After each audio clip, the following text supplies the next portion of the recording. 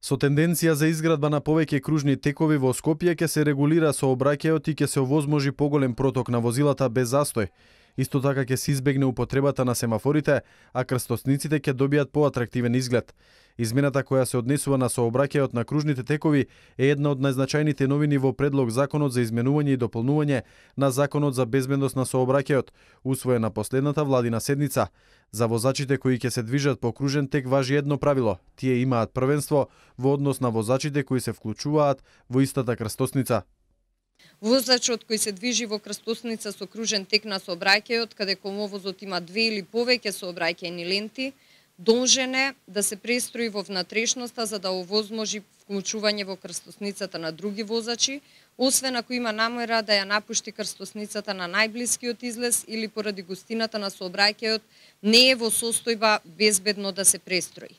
При вклучување во сообраќај на крстосница со кружен тек на сообраќајот, каде што има две сообраќајни ленти, возилото што се наоѓа на десната сообраќајна лента се вклучува на надворешната сообраќајна лента, а возилото што се движи по левата сообраќајна лента се вклучува на внатрешната. Пред да ја напушти крстосницата, возачот е должен да се престрои во надворешната сообраќајна лента, освен во излез на кој е пропишано дека е дозволено свртување десно и од внатрешната сообраќајна лента. Возењето по кружниот тек треба да се усогласи со сообраќајните знаци.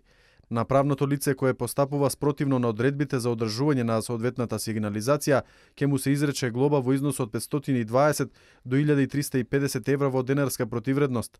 Глоба во износ од 550 евра ќе му се изрече и на одговорното лице во фирмата. Возачот кој постапува спротивно на одредбите треба да плати 45 евра или ќе му бидат регистрирани 25 негативни бода.